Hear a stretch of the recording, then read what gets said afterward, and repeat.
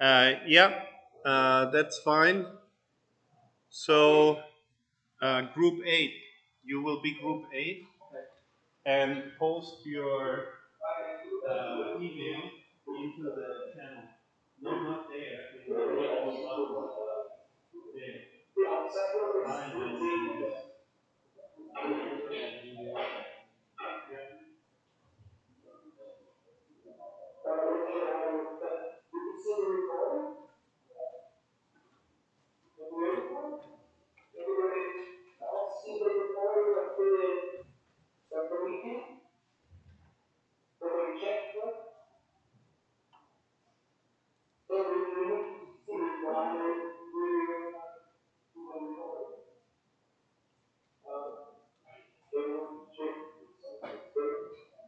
Okay, so Patrick is a new student that just joined the course, so he will be with group 8 then, correct?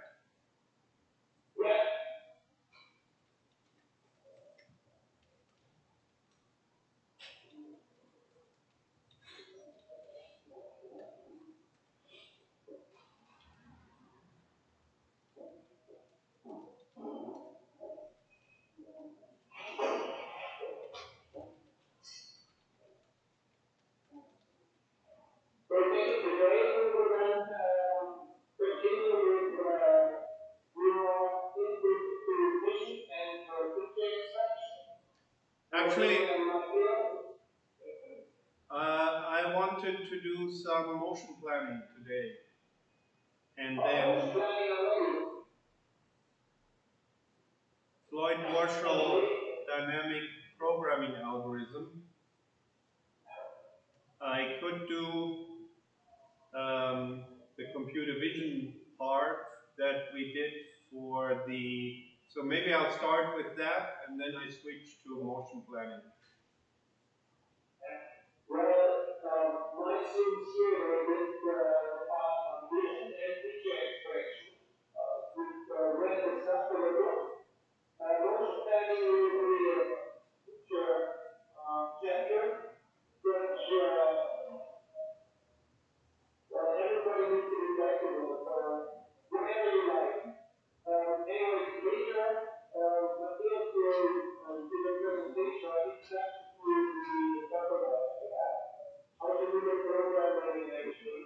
So when you want to do the Turtlebot introduction today?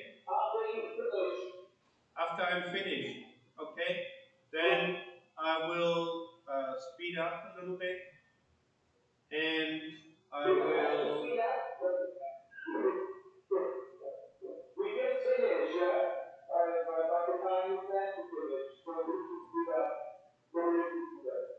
Yeah, okay. Um, but let me post a message first. Any of the other Taiwanese student that doesn't have a group yet, send me a message so that we can assign you to the groups.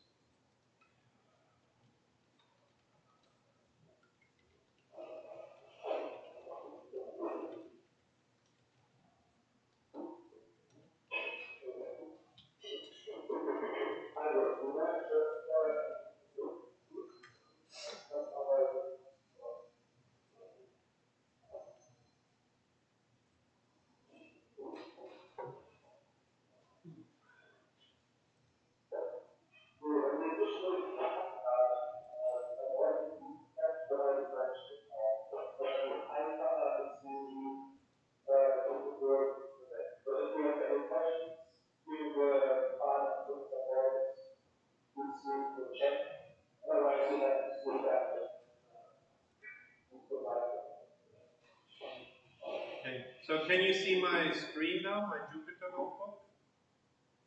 Okay. And then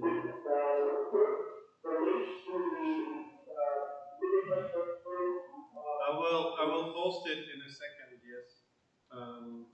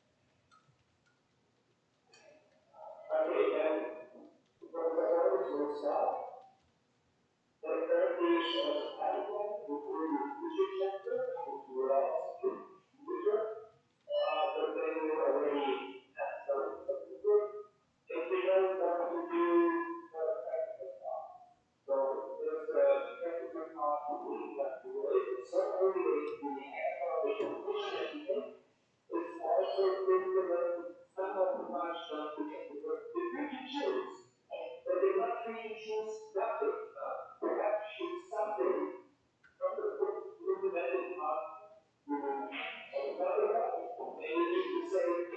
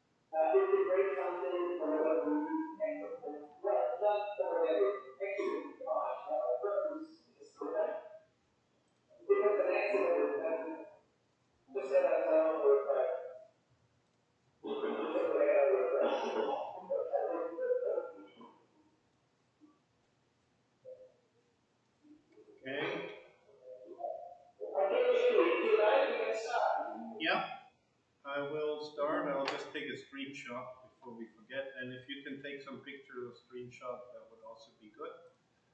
We have a recording. So just let you know, everyone, this session is recorded. Okay, good. Yeah, so this session is recorded. So let me start today with some more comments about vision processing, feature detection, and some ideas for the kind of processing that you or my students may do in order to be able to understand the world around the robot.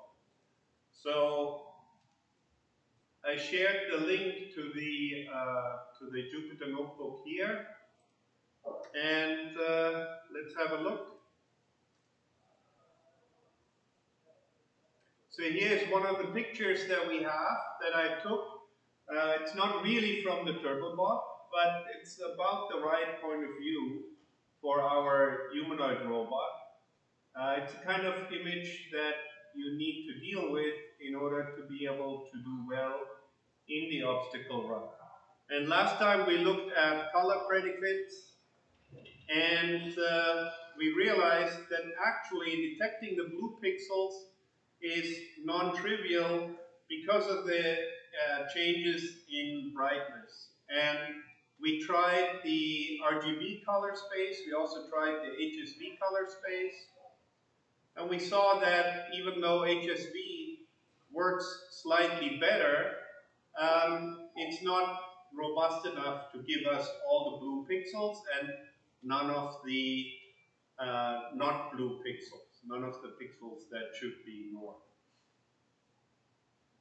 Now, when we started robotics, intelligent robotics research in the mid-1990s, that was the approach. Color-coded environments is what people were using.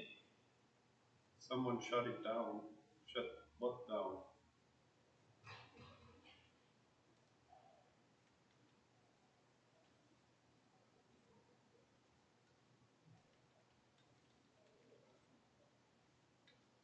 Rifki misclick. Okay. Oh, he's using it remotely. Okay, clever guy. So at that point, when we were playing soccer with our robots, we would spend a lot of time trying to find the right settings for the color predicate, trying to work out what the best color predicates are. RGB, HSV, YUV, cosine transforms, all kinds of more complex color spaces. The ones that we used was RGB with the difference channels, all kinds of ideas, but at the end of the day, it was a lot of work to try and find the right parameters. And here we have issues with just a single image. If the robot is looking at that same scene from different points of view, the lighting is going to change as well, and we would have even more trouble with our color predicates. It's important to realize that there's two errors anytime you have a classifier like this. One are the false negatives, so pixels that are part of the blue binder, but our algorithm cannot really find them. And then there are the false positives, pixels in the shadow that the algorithm classifies as blue. And usually the penalty for one or the other is vastly different. So in that case, you need to be careful with the tuning of your algorithm to make sure that the balance of the error is reasonable. For example, if you're trying to do the obstacle environment here, the obstacle run, then if you miss some pixel, but you have most of the pixels of the wall, then the false negatives are probably not a problem. If you have false positives and your robot sees fake walls all around it and cannot find a path anymore because everywhere it's blocked, everywhere it's a wall, then that would be a much bigger problem. So it's important to balance those. But now I said that we want to move away from color predicates. So instead, what else can we use?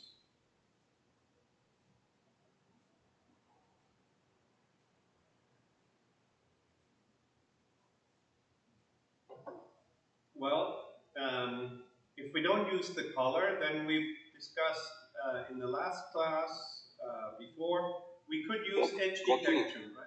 Yeah? Jackie, can you hear me? Yeah? Could you please connect the big blue button again? Would I please connect what? On big blue button, the file system. Connect again. Share the screen. Okay. Cannot see your screen. Okay, cannot see the screen. So, how come I dropped out?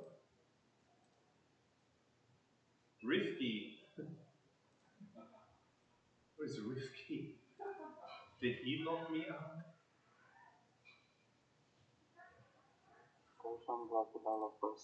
Hello? Hello? Am I back?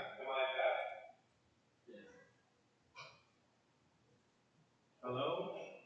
Am I back now? Yes. Yes. Okay. We cannot see your screen. Okay, now let me switch to the screen. So that means video is off. Okay. Share the screen. Oh, I don't have permission to share the screen. It's gone now. Share the screen.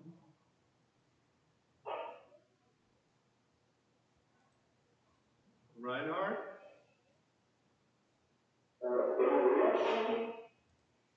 Yeah. Now I can see the screen. Yes. Let's see here. Yeah. Okay. So now can you see my screen? Yes. Yeah. So here's our one of the sample images. Colors don't work so well. The other features that we could use would be edges. But if I look at this particular domain, then edges are also problematic. Now this is our tile floor. I don't know what the floor is like in Australia, but edge detection here would definitely pick up all the edges on the tiles. So that would be also problematic. So we have to come up with a algorithm that can give us the information that is necessary for our robot to navigate through the world. But the kind of standard approaches like edge detection are also going to be quite complicated. Maybe I can figure out a clever way of filtering out rectangular tiles because I'm not interested in them in my edge image. But that's still quite a bit of work and questionable if that will actually work. So what else can we do? Well, for one thing, if I look at the image, then what is the most important information about the wall that I actually need to get?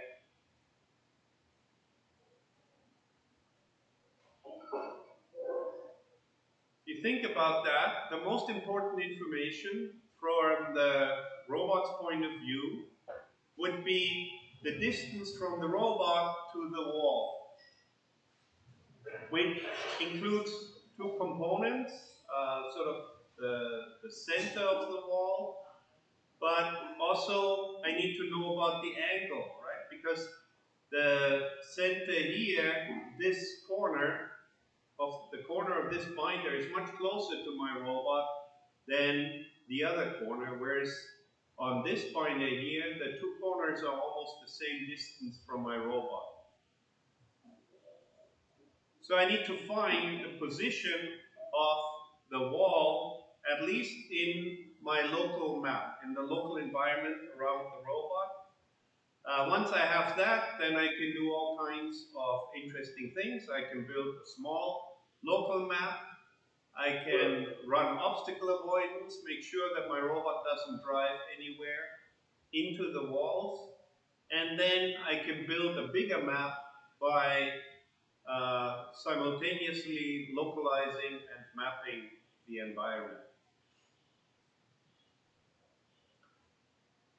So how do we get the distance from the robot to the wall using image as a sensor alone? Of course, our laser scanner can do that quite well. And you have that available in your TurtleBot, but this particular environment is actually simple enough that you can also do a good job using vision alone.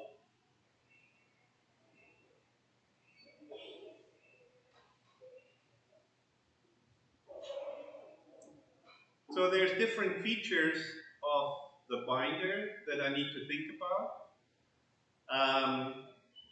The width, for example, the height.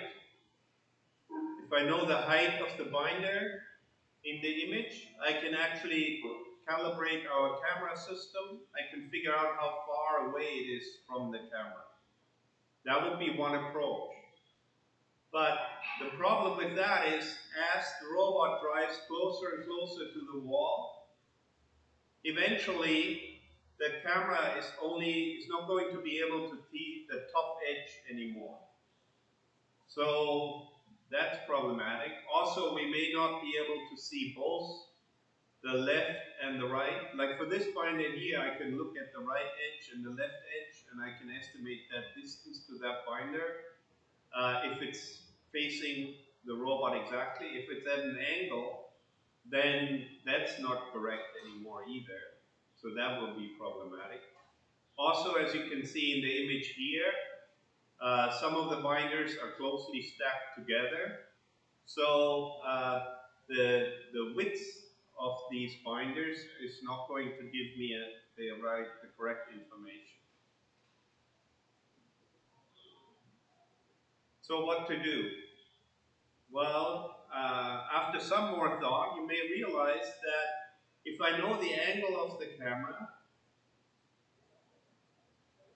and I know the position of the bottom edge of these binders, then I can actually build up quite a nice environment. Right? Then I can actually build up a good map for my robot. So the approach that I would suggest would be to try and find the bottom edge of the binders. Here, here, here, here, and on this side there, up in the front here.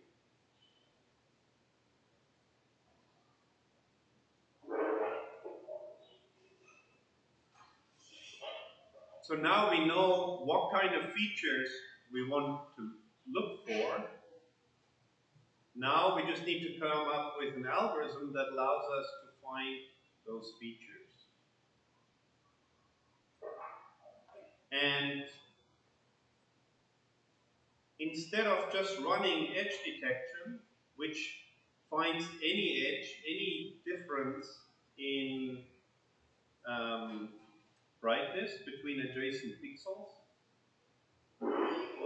I think it makes a lot more sense to actually look for the pixels that we're interested in, which in this case are all pixels that go from white to blue. The white is on the bottom, blue is at the top. And that's the edge that we want to look for. Now, the angles are not all the same. So all of these here, they have slightly different angles. So we need to figure out a way to deal with that. And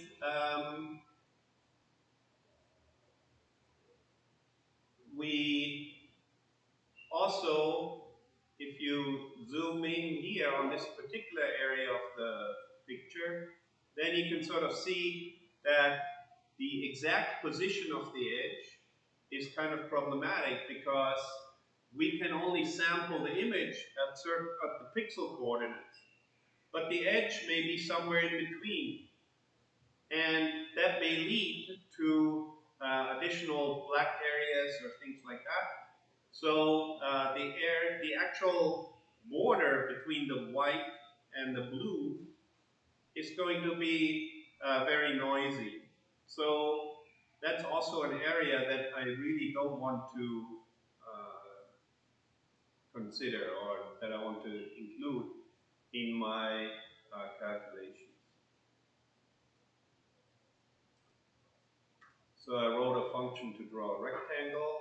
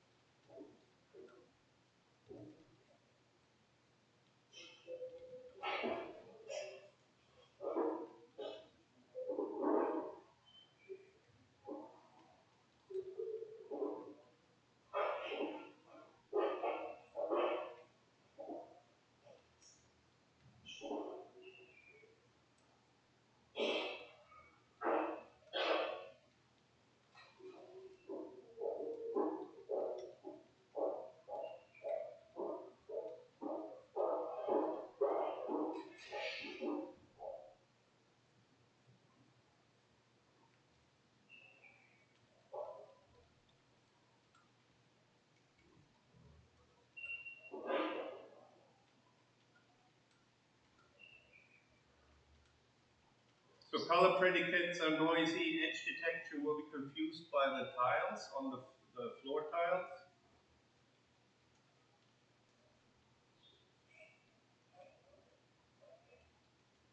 So instead we propose most important information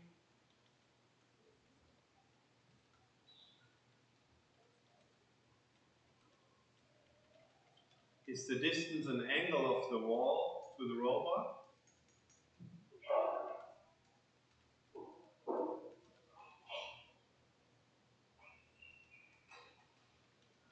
And we want to reconstruct, or we want to measure the position.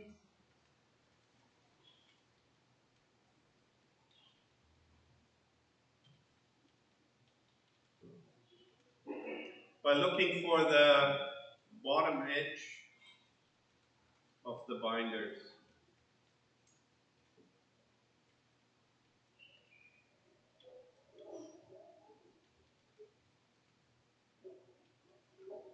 So we want blue on top,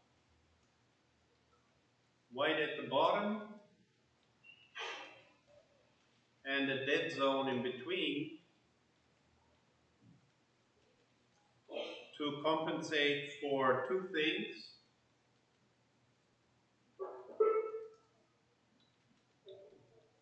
A, the uncertainty or the shift between, or the position of the edge between pixels.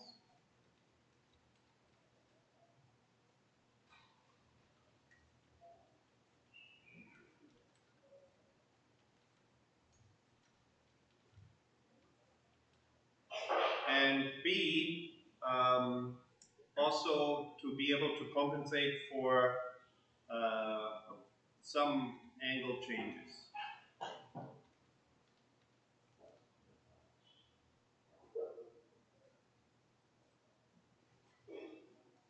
Some angles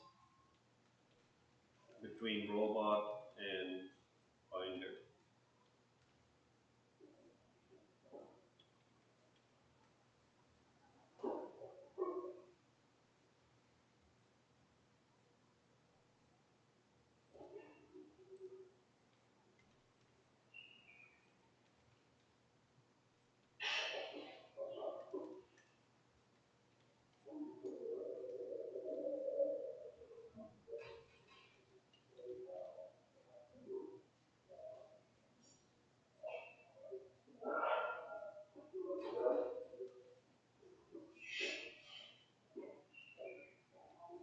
Now technically what we're designing here is a box filter.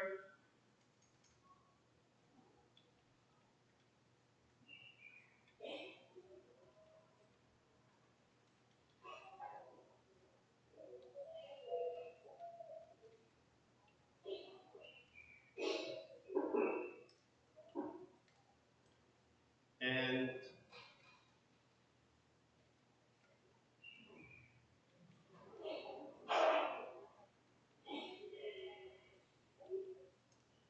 that means at the top I want to have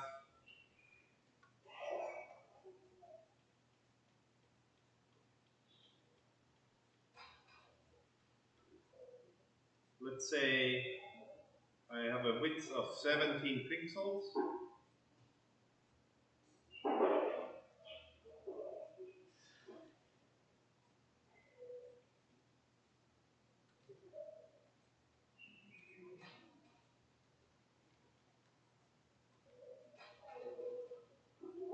One, two, three, four, five, six, seven, eight. Then I have a dead zone that I want to ignore. Let's make that 5 pixels wide. 1, 2, 3, 4, 5. And then I have a block of white pixels.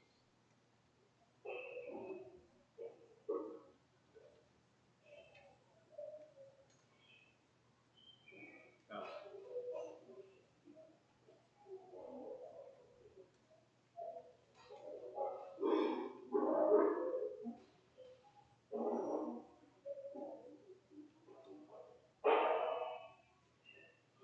1, 2, 3, 4, 5, 6, 7, 8.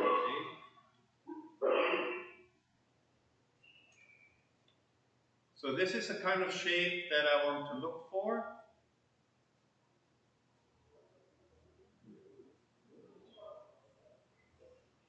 And as you can see, Now, if my angle is not exactly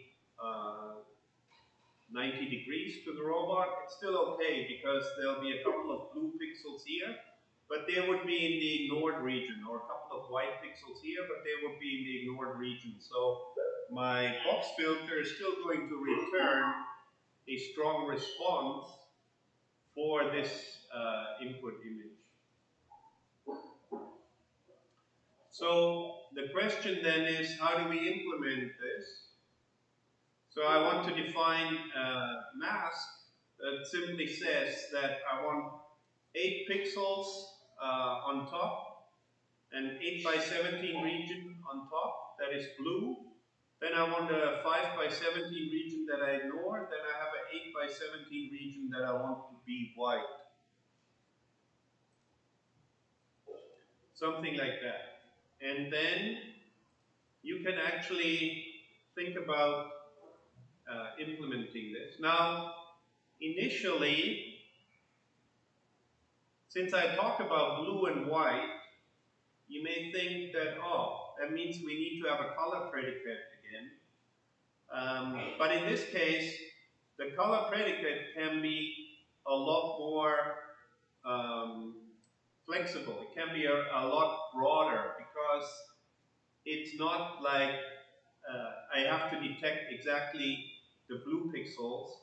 If the blue pixel predicate has some false positives, but they're not on top of anything white, it is not going to throw off my algorithm.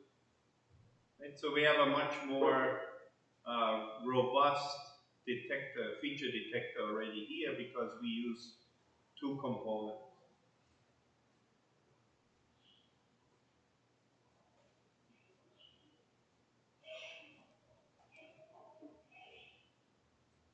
So then here would be an implementation that I wrote, my filter, for an algorithm that would actually implement this kind of filter, except instead of, so I pass in an image and a pattern, then I break the pattern down into the Y component and the X components, and I specify how many blue pixels, how many how many rows are ignored, how many rows must be white, or I want to be white. And then I set the X filter, and this is needed so that I can pad the image, so I can calculate how many pixels, because if I want to do an efficient program using NumPy arrays, then I have to somehow deal with the fact that there's pixels that my filter checks that don't actually exist, like 0, 0. I would be looking at a pixel that is 8 pixels to the left and 10 pixels to the top, and that just doesn't exist. There's no pixel there. So I am padding around the image with zeros, then copy my image in there.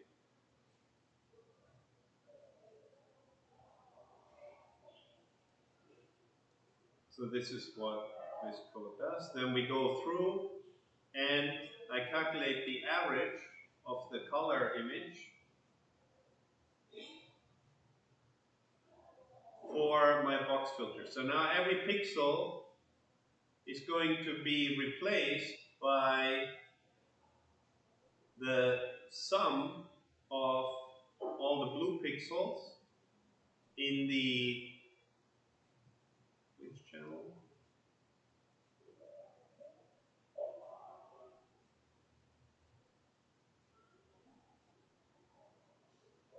I put them, yeah, okay. Let me do this one first.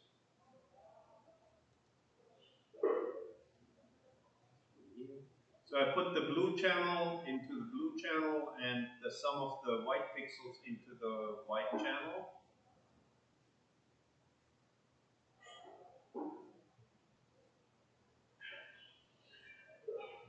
And this kind of algorithm is very good it has one nice feature that we always like in computer vision. Here now, I actually integrate my signal, right? I sum up over many different pixels. Here, this is 8 by 17, 80, 50, 136, 136 pixels that make up the blue region. If there's some noise in here, then it will have very small impact on the final output. I have similarly 136 pixels that deal with the white area. So I actually have a lot of support when I make a decision about whether this particular pixel belongs to the bottom edge of a binder or not.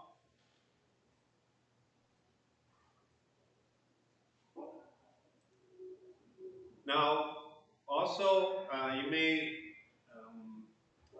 you may notice that so far I haven't used any color predicate. I didn't define what is a blue color or what is a white color or anything like that.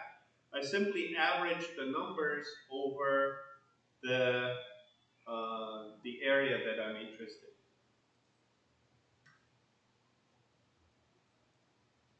So the filter that I proposed, and this I also just took a guess. The whole image is 640 by 360. So get a reasonable estimate for how many pixels you want to put into your system there. Right?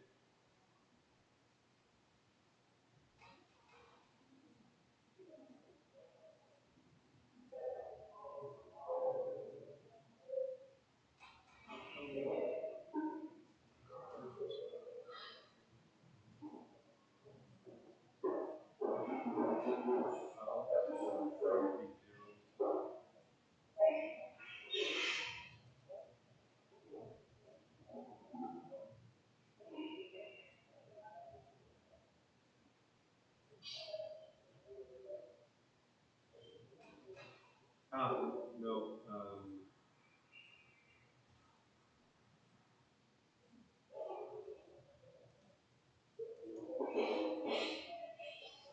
So the value that I want to put here would be the sum of the white pixels. And that would be then technically, just take the green channel. Last time we already talked about the fact that the green channel is a pretty good approximation of average brightness. Otherwise, I can calculate the sum there if I wanted to.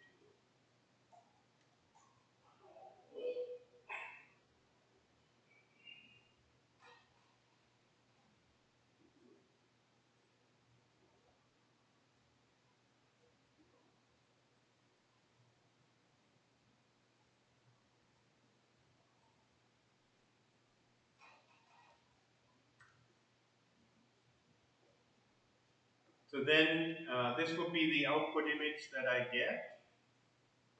Not clear exactly how much information, how to extract the correct information from this Okay, image. can you hear me? Yeah?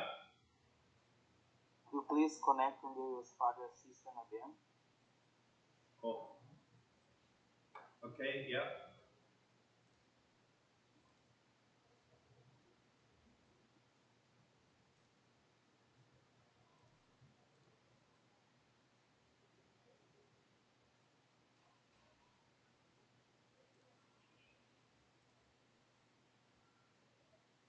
Please let me know if because I don't get a message that I got knocked out. Hello? Am I back?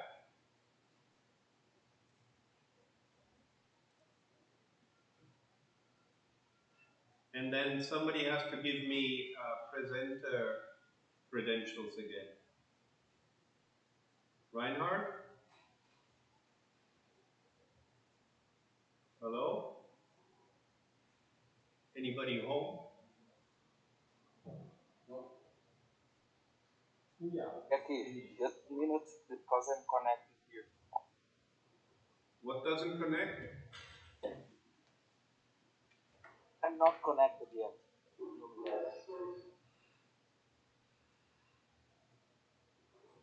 Hello? Yeah? Can you give me presenter? Um, you can claim presenter rights yourself. Okay. How? Where? It's Patrick, can you come here, please? Patrick, can you come? We need to request presenter rights. So I can do there should be one here to do the plus at the bottom. Oh, plus. Ah, okay. Ah, okay. Sorry about that. So here our image, we have sort of this average red tint, and the difference is not quite clear between uh, between the edges and not. But now, if I go back to my code, then it's clear I don't really care about the average brightness of those regions, but what I care about is the difference between those two regions. I want the blue on top to be very different from the white at the bottom. So instead of picking all the white pixels, because blue would be high, right? Um, even in the white area color. So there won't be much difference there in the blue channel. The difference will be in the green and the red channels. So if we take the RGB for the average in the white area and the RGB for the average in the blue area and subtract those two, then it will actually work much better. And the reason why I don't do blue minus white is because white is usually bigger than blue, so then I get a negative number, and I would have to invert it before I actually print it out, display it using Matplotlib. Because Matplotlib will cut it at 0 if you have a floating point representation. It won't normalize the image values the way that you would expect. So let's try that. Now I can run my filter.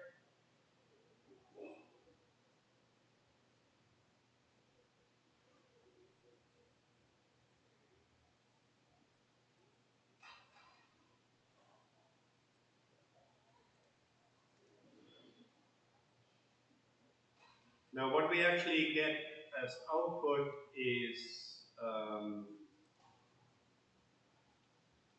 values between 0 and whatever the average is, so 0 to 255. But since we have a floating point representation, Matplotlib wants it to be from 0 to 1. So I shall scale it by the maximum of my image. And then I want to actually plot it. And now this is the output of my feature detector. And you can see this is actually pretty good. Right? The orange is where the difference between white and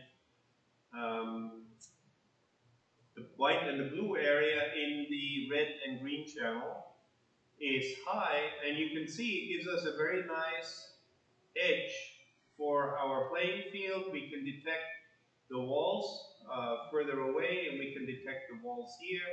We have a little bit of false positives here, but I think that's okay.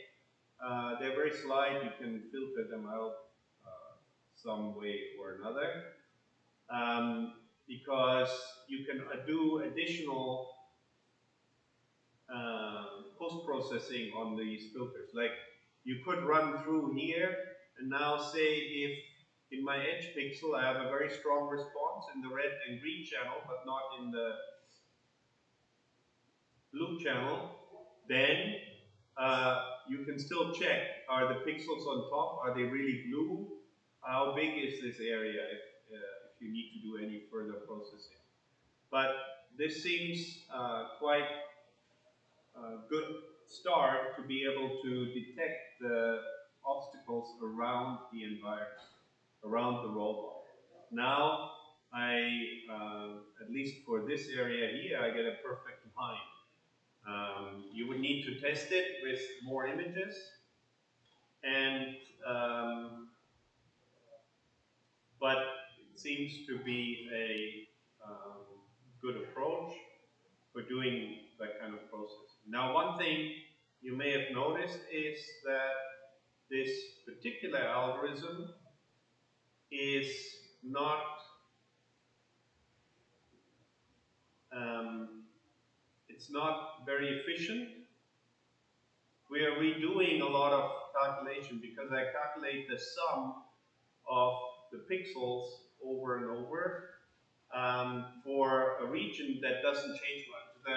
I go one pixel to the right, in order to, but I need to sum up the area, the 8 by 17 area for blue and white that I'm summing up is basically the same. It's just that one column is cut off and another column is added, right, when I move to the right. So there's a lot of redundant computation that we can speed up. Now, I will just give you a hint. The way to speed up that computation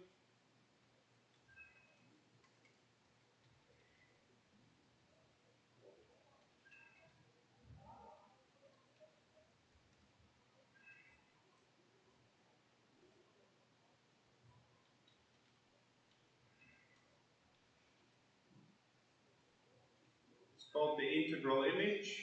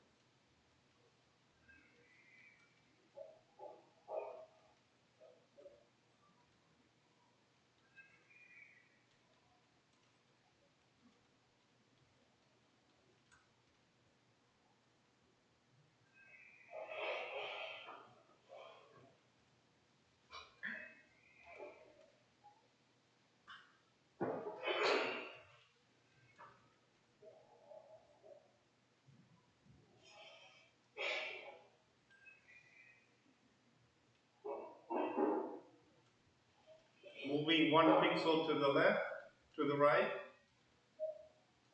means we need to take out one 8-pixel column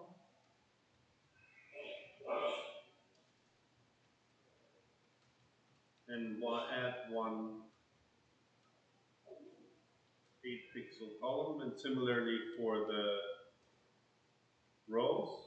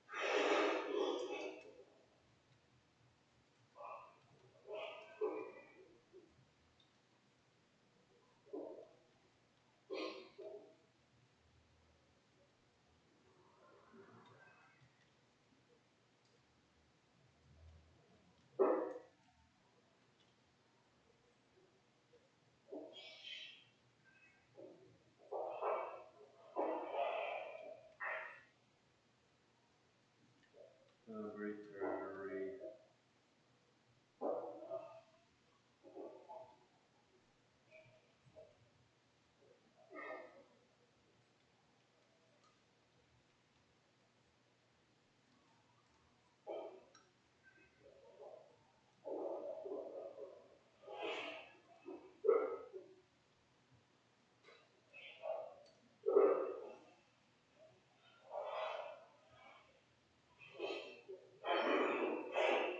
Color.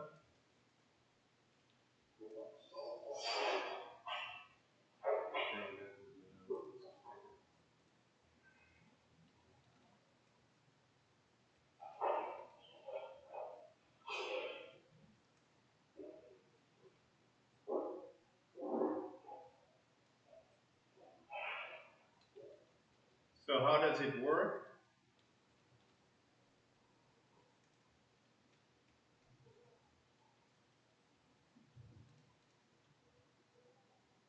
Let's say I have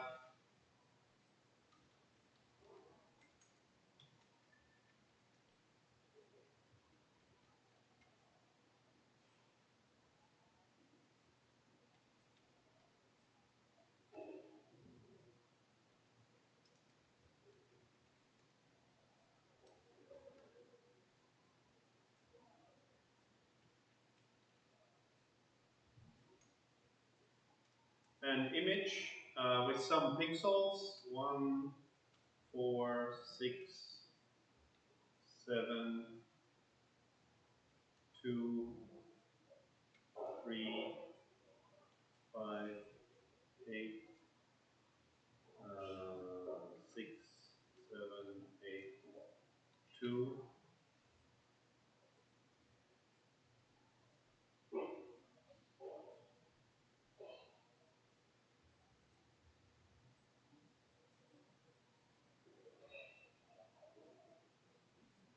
Then I create a new image.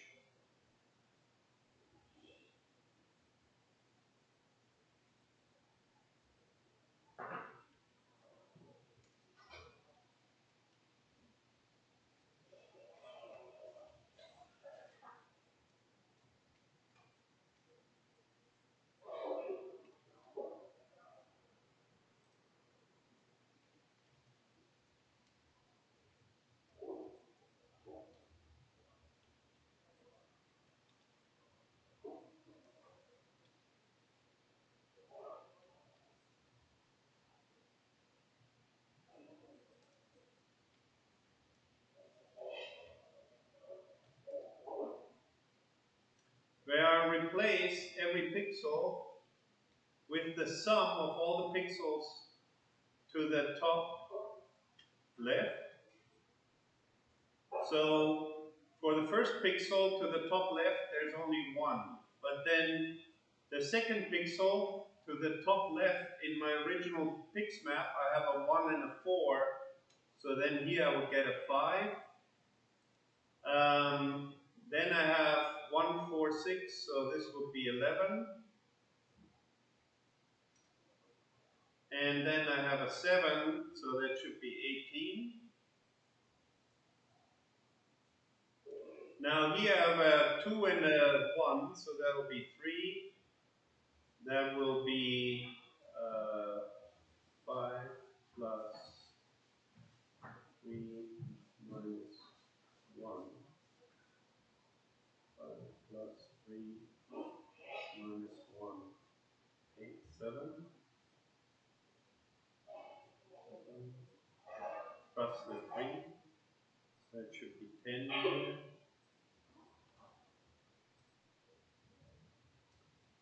Here I have to the top left, so I have 11 plus 10, 21 minus 5 plus 5, 21, 26.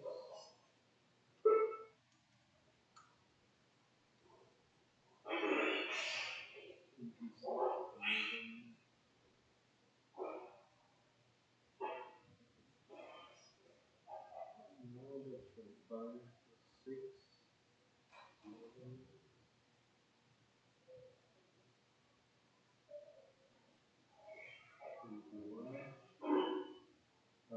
Then here we have 21 plus 7 is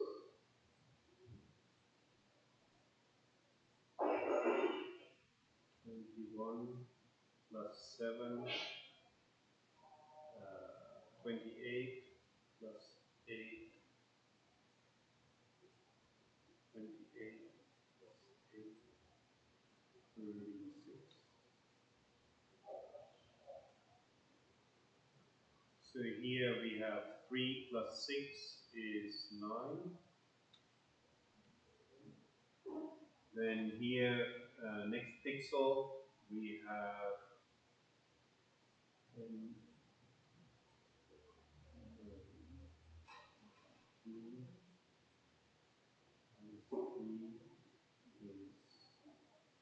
and 3 is 16 plus 7, 23.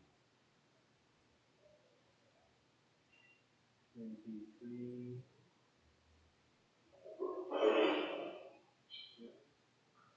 21, 44, 34, 42.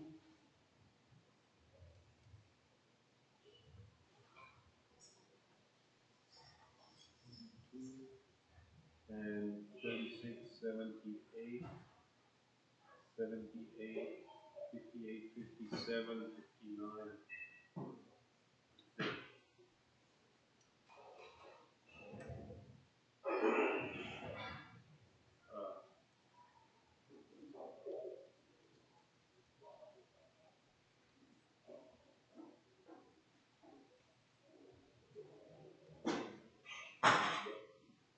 And somebody can check the work, I'll check it later, but the numbers sort of okay. See what I have. 10, 17, 25, 30, 36, 43, 43, 46, 50, 59. If I sum them up, so this 59 here has to correspond to the sum over all the pixels in my previous image, because it's all the pixels, right? From the bottom right all the way to the top left. If I sum them all up, this is the sum that I get. And so this is it as far as the computation of the integral image is concerned. And the question is, why is that useful?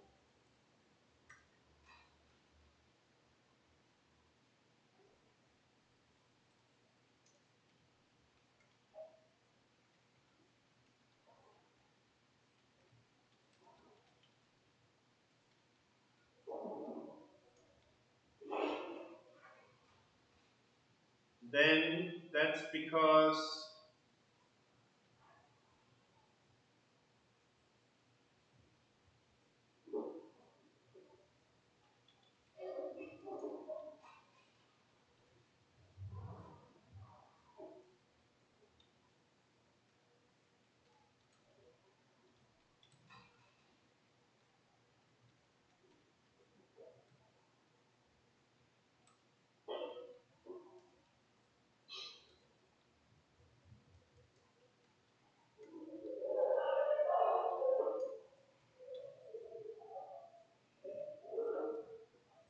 because I can now calculate the average or the sum of the pixels in any area of my image.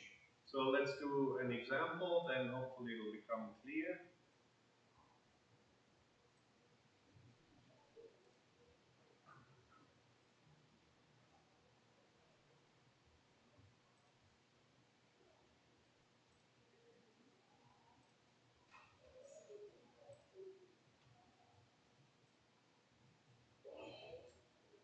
Uh, now that will be tough.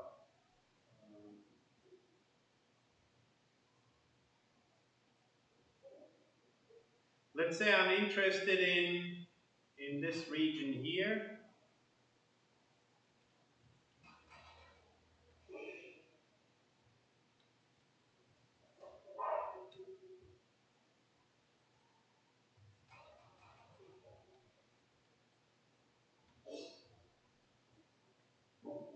And I have the integral image.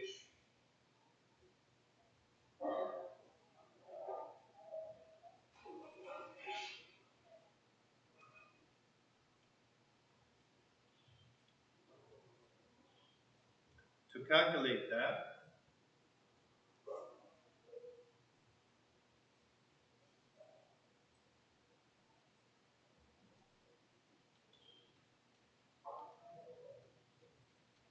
if I now look for that area and the integral image of this pixel here, and let's call that bottom right.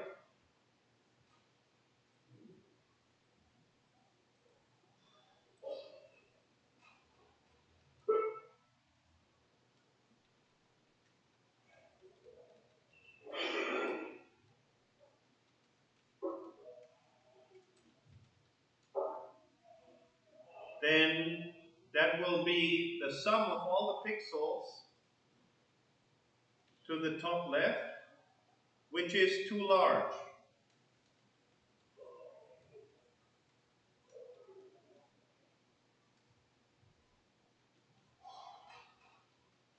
Because it also includes the pixels in the top row that I don't want.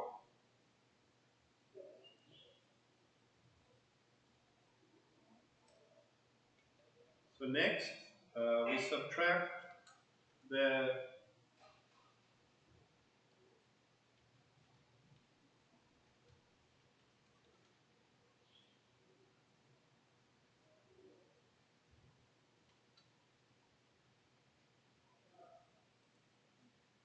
subtract the value of the integral image of top right. That will subtract the rectangle at the top.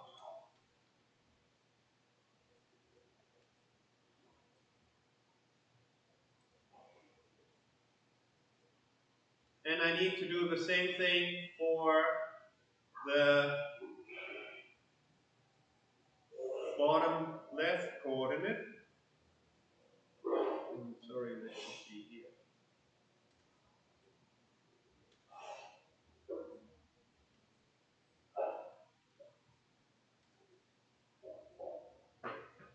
Right? Because those pixels I also don't want to include in my sum.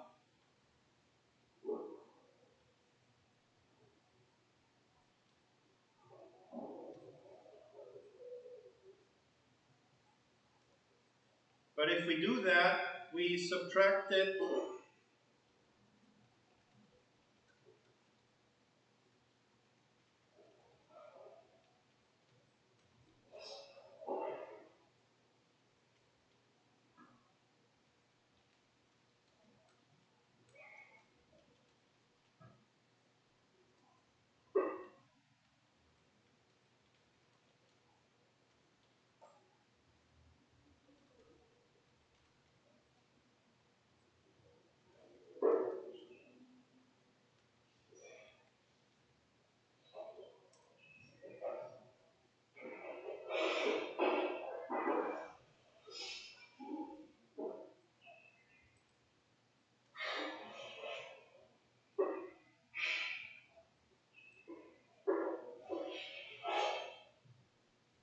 then you'll see, so the bottom right, the 59, will give me all the pixels to the left. The 36 will give me all the pixels to the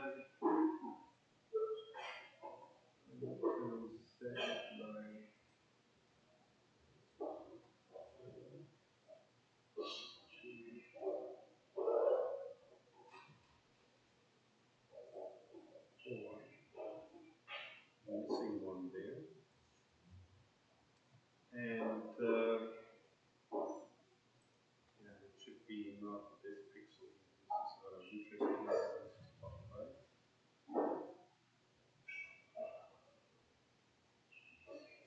left.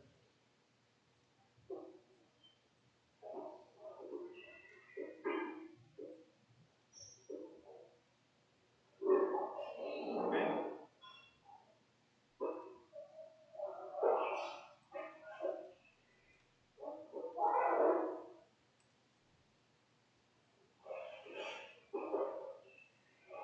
So if I'm interested in that bottom 2 by 3 subarray, then the 59 will give me, the bottom right edge will give me all the pixels to the top left. That's too much. Then I need to subtract the top right one, which is 18. Then I also want to subtract the bottom left one, but not including those pixels. I need to move it over one to the left.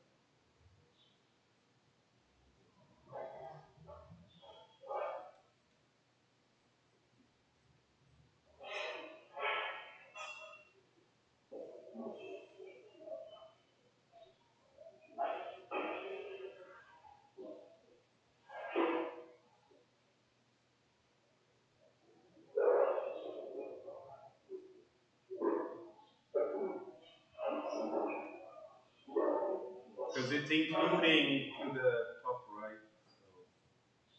So here, now I need to subtract these pixels, top right, bottom left pixels. Then this one here will have been subtracted twice, so I need to add it in one more time. And this shouldn't be an X, this should be a underscore.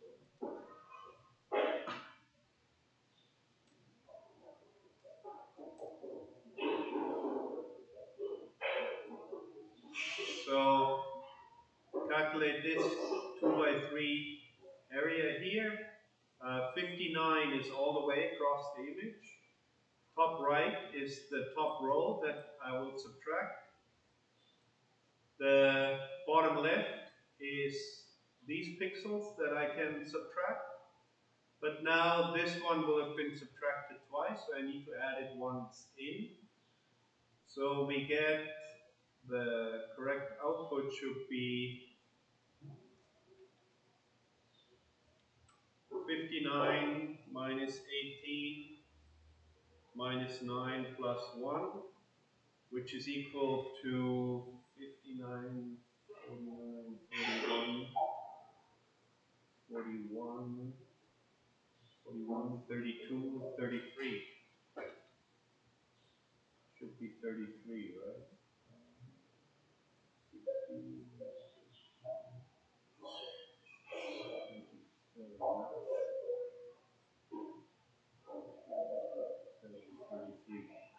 And if you look at the original image, then we have 10, 10,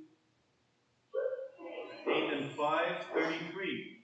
Right? This area here, this plus this is 33. So I can, this actually works. Not surprisingly. So now, with two additions, two plus operations, and two subtractions, we can calculate the sum of the pixels, or since I know the size of it, that also means the average of the pixels in any sized area. If we also store not just the sum of x, but if we also store the sum of x squared, then we can also calculate the variance of any area using the same approach, basically a couple of additions and subtractions. And our runtime cost now is independent of the size of the area that I want to compare. If you paid attention, then when we did this standard filtering here, I could actually have implemented this same algorithm just using straight convolution, not doing any special processing on my own, because here that filter is just implementing convolution basically. I can have a convolution mask that is 1, 1, 1, 1, 1 on top, then 0 in the middle, and then minus 1, minus 1, minus 1 at the bottom. And that would have worked as well, but in this case, it would quickly become quite slow if we want to have larger masks, 60 by 16, 60 by 4 by 64 size masks, then the convolution filter would be quite small. The integral image does not care about the size of the area that we have under investigation. So it's a very nice, very clever data structure that can be very beneficial for many kinds of computer vision algorithms. And I like it a lot, and I thought I'll introduce you to it so that you see some of the applications of the integral image as we use it in computer vision. So that's it for my computer vision part. Are there any questions? But I like the output. This is really pretty cool. I didn't think it's going to work so well just using a box filter in order to detect the bottom edges of my playing field, of my walls. So that gives, using vision alone, the robot now can actually navigate quite competently through the environment. Now for the full obstacle run, the same can be, we don't just have the blue walls.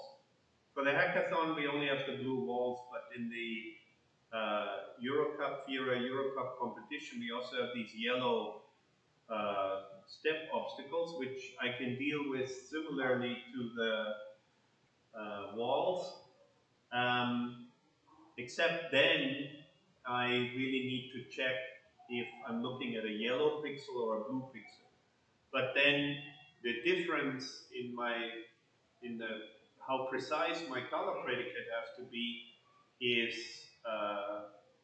quite enormous, right? Because I only need to determine white, yellow or blue, and that's a much easier question than show all the yellow pixels that may belong to a step obstacles, or show all the blue pixels that may belong to a wall.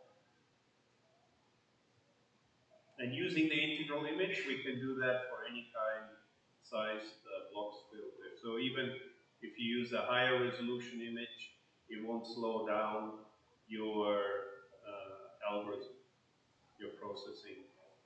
You'll be able to run this in real time quite easily.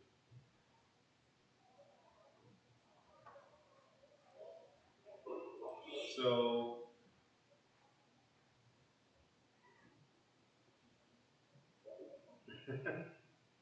somebody,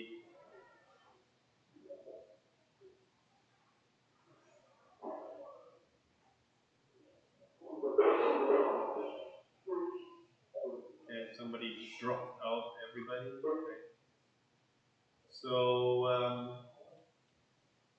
I talked for 35 minutes now. I think that's it for my vision part. Reinhard?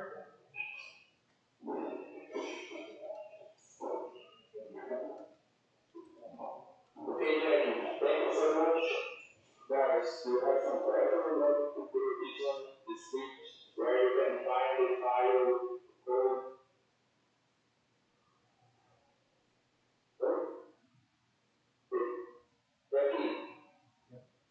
So, by the way, the OpenCV includes the integral image function, so you can just use the OpenCV function.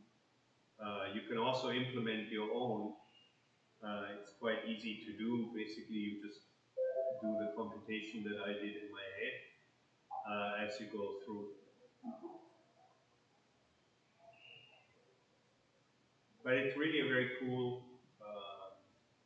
data structure. I like it a lot. It's very useful because it allows us to sum up and get very robust features for areas of the environment or the areas of the pictures that we're interested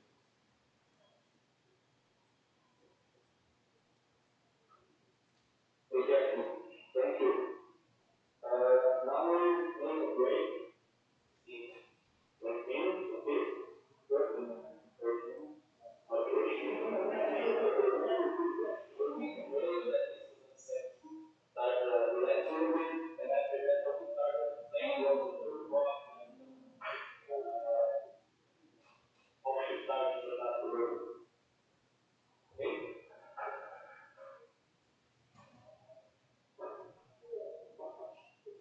Okay, and also before we take the break, anybody from Taiwan doesn't have a team yet, doesn't have a group number yet, send me a message.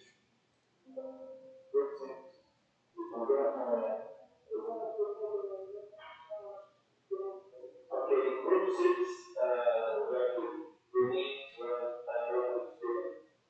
Group 6? Okay. I will try and find one for you.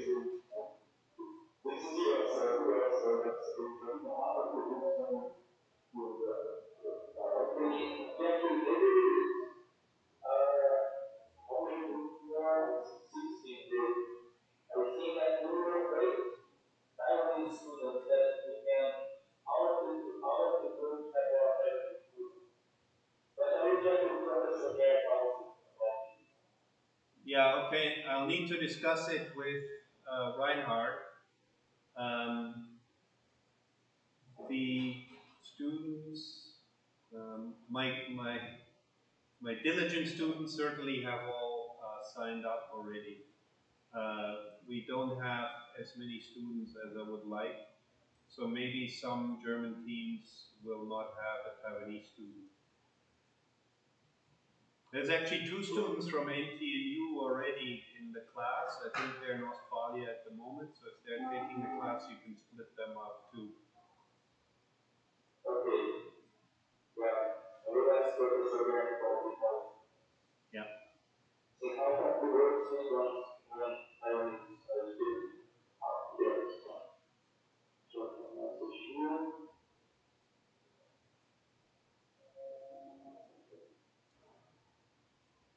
So Matthias, you're doing the introduction to the Turtlebot?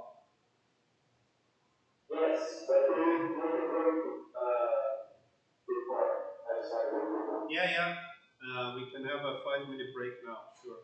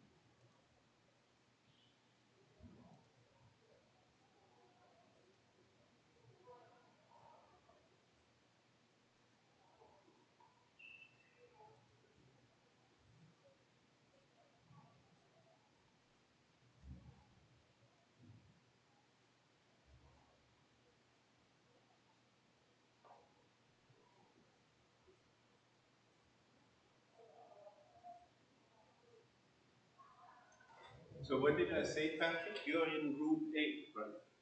Yep. And did the German students contact you already?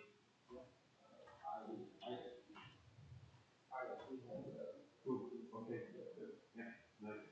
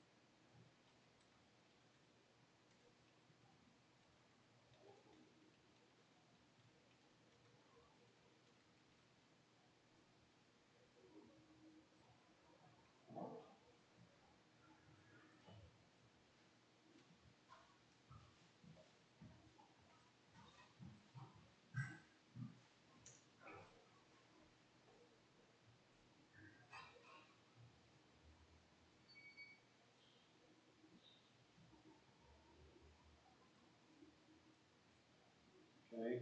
It should be at least here.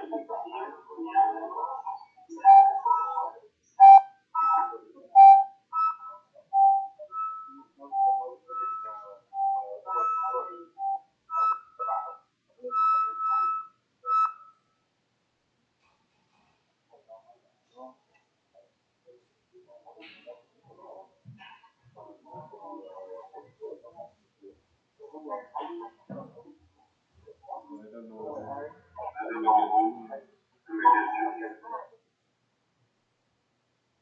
Omega Junior is gone.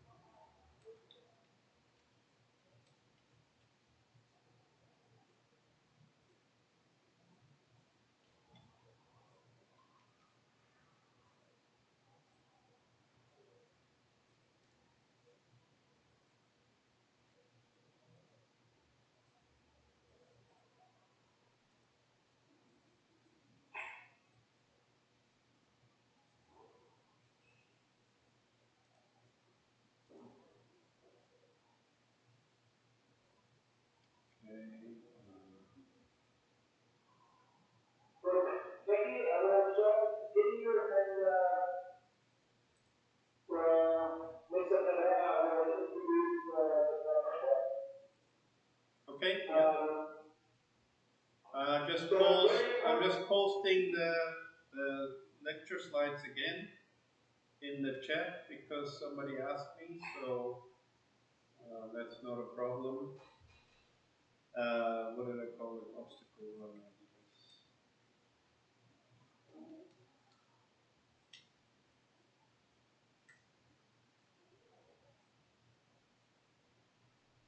So the link to the Google Collaboratory is now in the chat as well.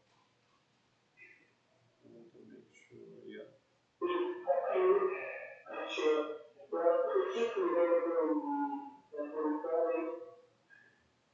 Even though they say we can check what needs to be done to make these recordings available to you. Apparently, some of you were able to see that.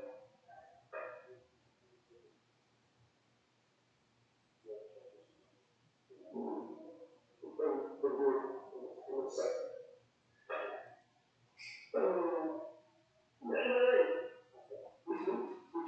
We should go. Okay, so the two threads of research for you, one is the book, enhanced by the discussion we had, and the other input is the lecture by Professor Baldwin. What we want to do with this is to gain an understanding through practical exercises. So we had years to try to understand what the scientific content of the chapter is, and then use an experimental system to implement to verify our understanding of what we learned in theory. The experimental base for this is the photograph. So every group, well, it would be better every one of group, but because we don't have that many photographs, we have to call groups. Every group is working with one of these photographs and implements the stuff that has been presented by Professor Baldwin or has been presented by the group. But of course, if you have any issues, questions for other people around here, Mr. Baldwin, Mr. Pereira, me, then of course it's your peer students to discuss about it. So at least on the German side, the final repetition will be the pilot debating. So we need to implement the challenge on the photograph, and we need to do it properly. If you just program the other, there and we start that nothing happens, it's not, for sure it's not a good grade. And we should, but of course you don't have to, if you have a very good implementation and the other doesn't pass, you should be fine for a good grade. What we also should do is we implement some of the aspects that are written in the lecture or in the book on the other, individual class. Will most probably those for the challenge later on. And maybe we have an eye on this, so we for sure we know to look at it use consensus. So we should do an exercise with Princeton. Let's say it's the second paragraph of chapter 11, and the implemented is like this. We have a picture of how the rubber forms, we have a piece of code, and that's it. This also is part of the grade. So in order to enable you to work with the rubber, Mr. Pereira will give an introduction. The other will use operating systems, use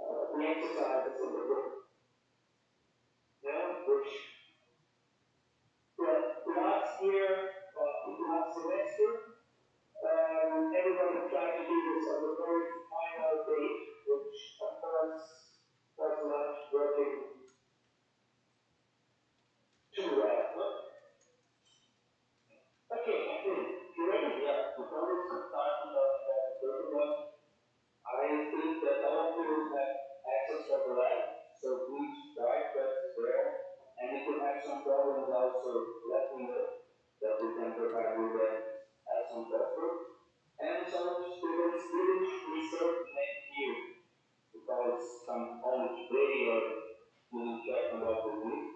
So at the end, please come here and take your name that we can provide access for you for the help. Okay? Yeah. So let's start. Let's start to talk about the protocol. As Professor Grant explained us, we should create some projects and apply theoretical concepts in the real world, and we choose the protocol to do it. So I'm going to continue here.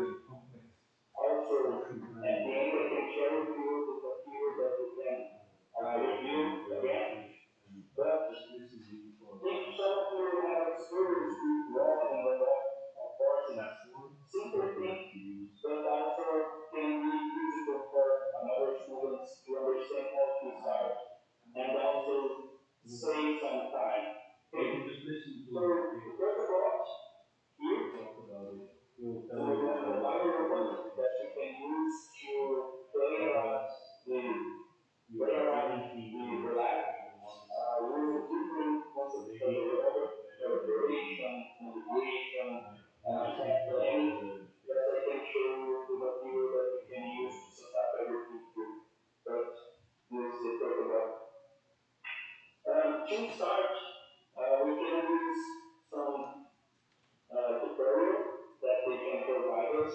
If you look on the Google, you can type protocol manual and you can find the web page here. You will have all the information related about the protocol. So here we have the features related about the specification. The protocol model that has two different models. We have a perfect this model here. So during your setup, sometimes you should reserve the robot model. So it's important to know that we are using the burger. We have also wake up, but we don't have any other view. Okay? Only burger that you are using. So here in specifications you can find all of the information for the protocol and sensors that we can use. For example, the video scan, we have gyroscope, we have odometers, we have motors that we can navigation and use the rover and use some different modes to do it. And the tutorial also explains how to everything and which kind of package, which kind of levers we should work. Okay? So coming back here on this exposure and recommendation and tips, first of all, it's a ROS based robot, so we should use ROS to interact with the robot. And ROS robot operating system, to use this ROS, we should use Linux. If you are the Linux user, it's okay for you, you already know that you interact with the operating system.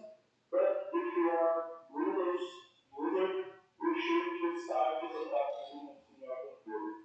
We already have Linux 22.0 on in your lab, and if you choose to use your device here, it's okay, but the problem is you should come every time and work on the lab and be sure that you save all your progress correctly, that no one can change something.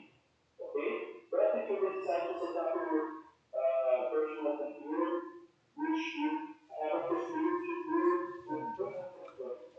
You can use nothing Linux, it's like formatting your computer and install a new operating system. This is the best way that you can This slide, research the I can Google ask or them not you, that, we can and in fact, you have all your I don't have them right now because one they operation system. It's Linux. Also, you can create a new it's a German slide, so I don't have access to them. I can ask them. but They I want will also post use my them, Linux to perform the test. and then I will post them. And when you start your machine, you have Because the problem is this one, once you close the meeting, all the messages are gone. you should be careful when Whereas you here, they stay. because maybe you can lose all your data. So when you create an activities or a group,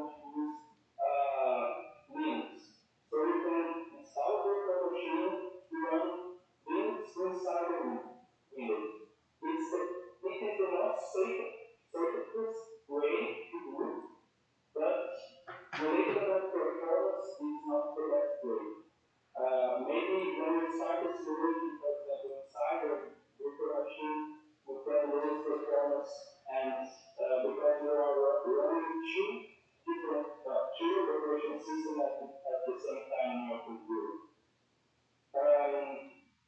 About the virtual machine, we have some possibilities. We have WSL for me is one of the best ones that you Windows subsystem Linux that you can install everything and that is the most best way. But we have also VMware, Oracle, and different ones that you can install in your computer. So you have this two different ways. If you can use an active Linux, will be the best option because it will be more fast for you and you will not waste too much time waiting and you have some more sleep to do.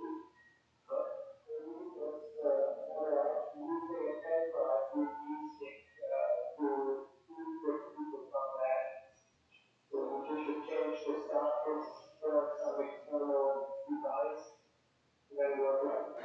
Sure, there's other different ways. I didn't work with statistics to solve the kind of good. So, yeah, if you can, of course, if you find another way also that it's good for us, as Professor Blanco is, we should share knowledge also, maybe all of us in order to do something.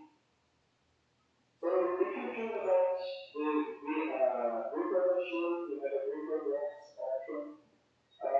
Last summer, some students had some problems to set up the virtual box.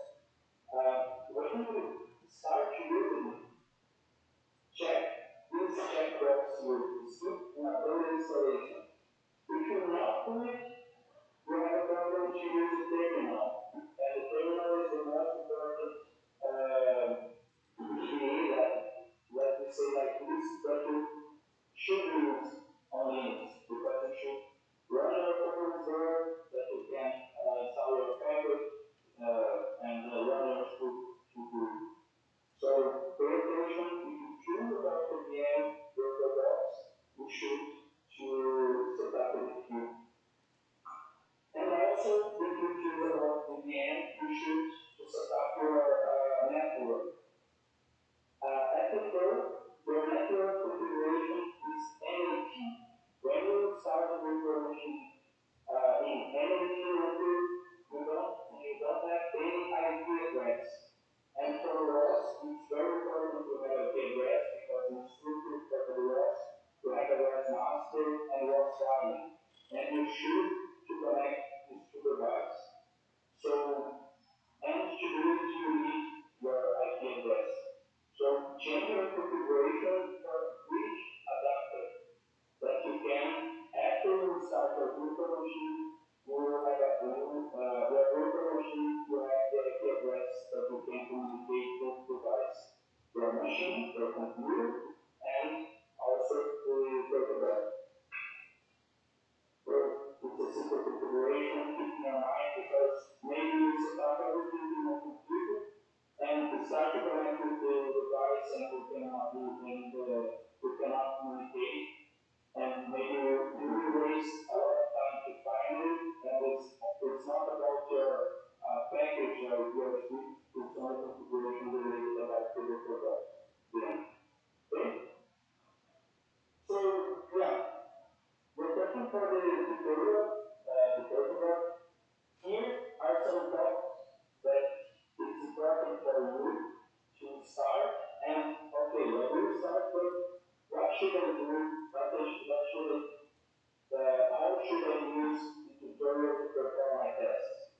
We recommend you to follow this steps rule that we start the features to understand the platform and which kind of sensors and activators we have here and what should you do because we understand the hardware and after we can go for the software. The kickstart guide will have 3.1. It's your computer that you should set up your here and the virtual machine, not the virtual machine, but the Linux, and install it for us.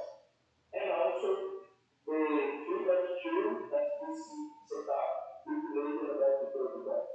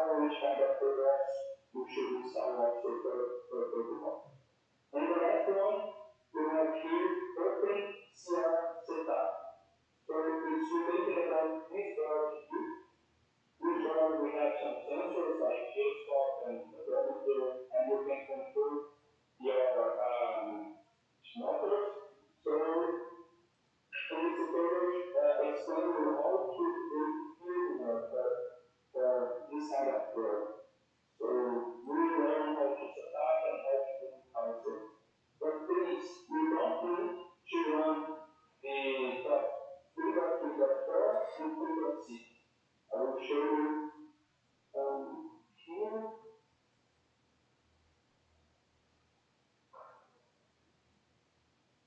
Here is a setup that we can run inside the protocol. But this part here,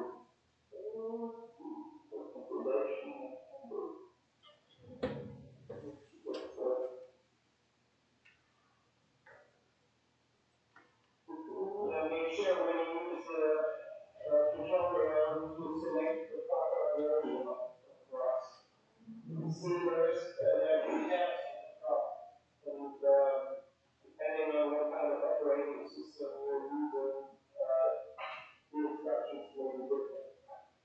And sometimes we've seen students before that have been working half a day and then identified that they just follow the wrong instructions.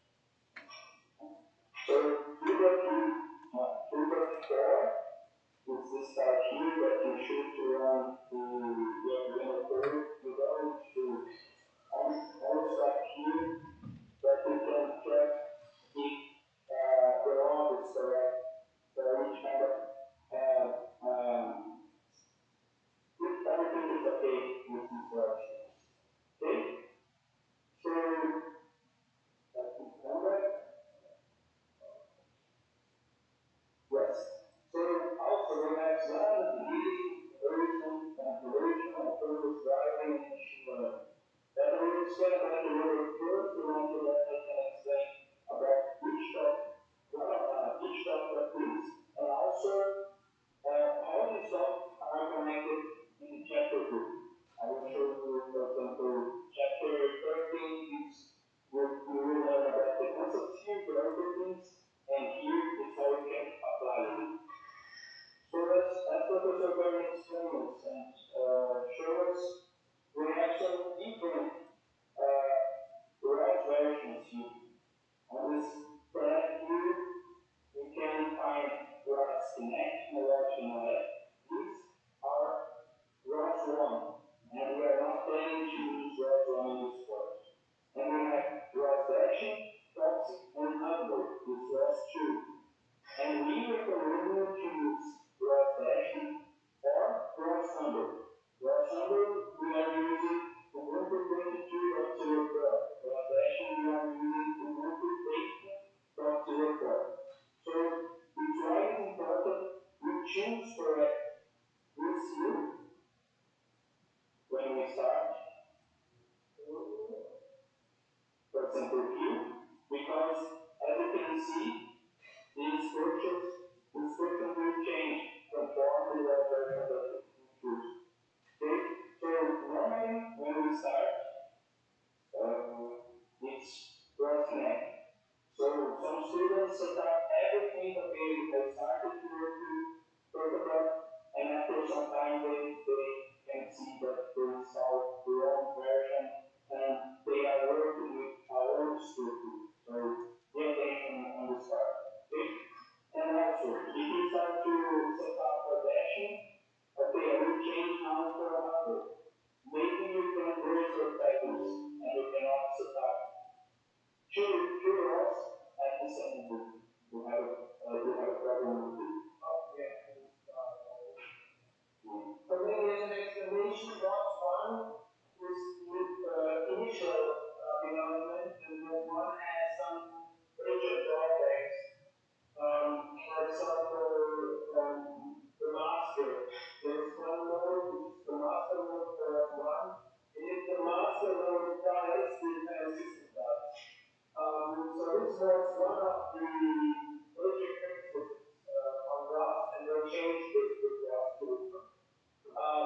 So Rust 1 is about reaching end of life.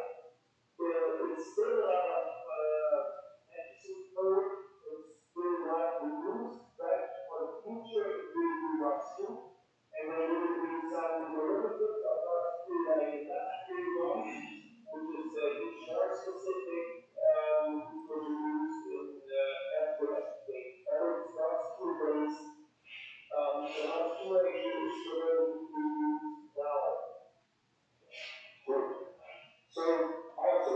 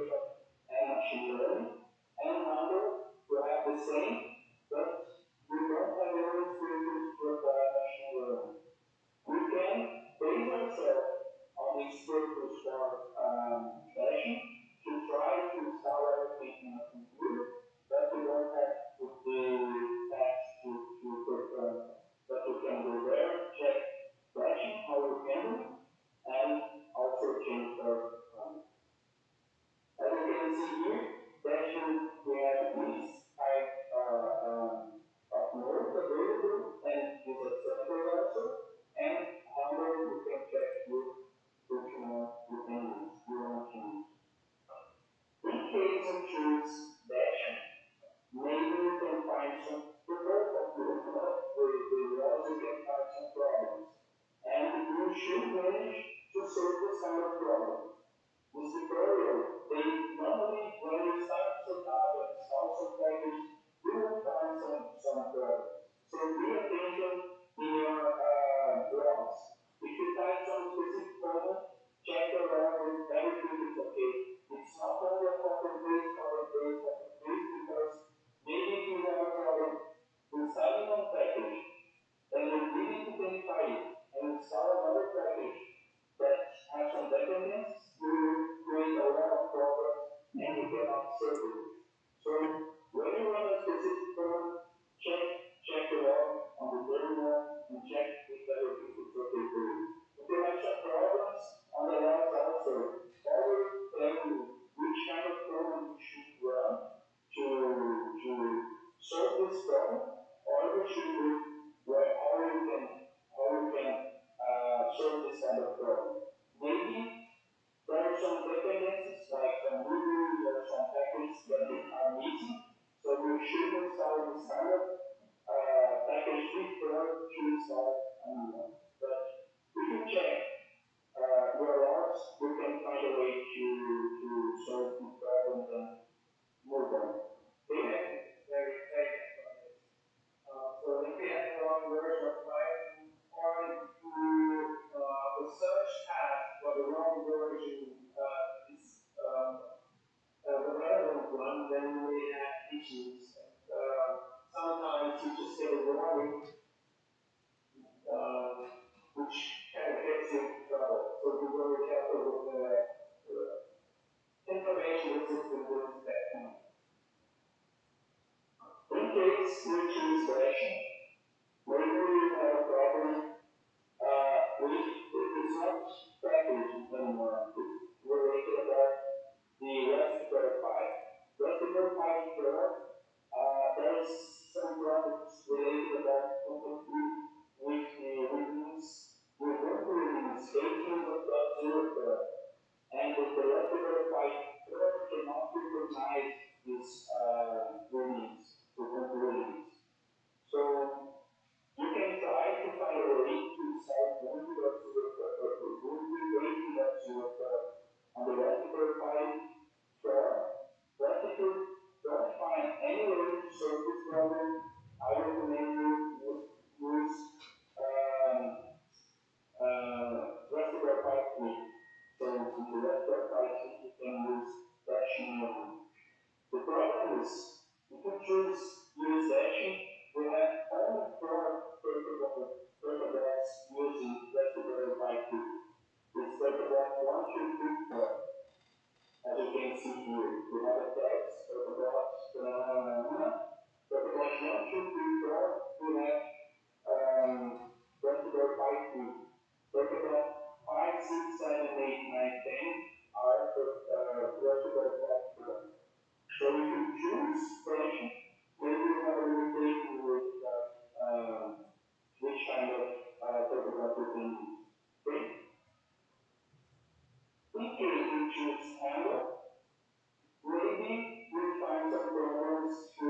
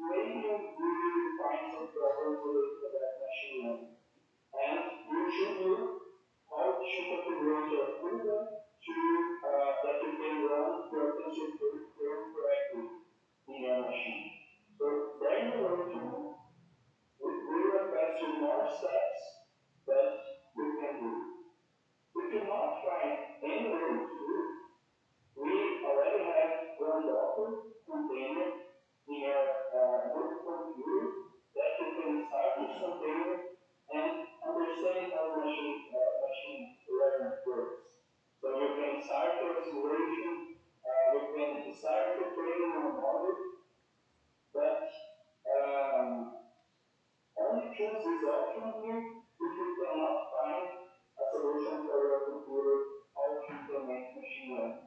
All of the other things, calibration, mapping, path planning, it's working normally. Only for machine learning, we need to try a little bit more not problems, more issues to do more steps.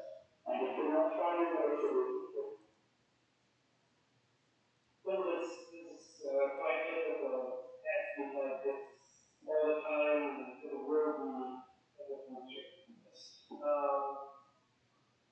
you just mentioned the telephone version, which actually is the first step for every hypothesis to learn. So the first step is to be able to control the numbers by keyboard or by internet or whatever. So that's the telephone version. We get the left, right, forward, backward, stuff like that. So you finish trying to do the skill operation. Once you reach that point, everything else is more straightforward. Exactly, it's a good point. Don't try to start all the problems first before to test something. A easy test that you can do is to pack your paperwork, to pack your machine, and try to connect them and make a calculation that, okay, now my computer, my OS computer is connected with the OS inside the paperwork, and at minimum, the OS are real. So, running into problems and finding solutions for problems. We typically have an approach like everybody starts to do this by themselves or herself.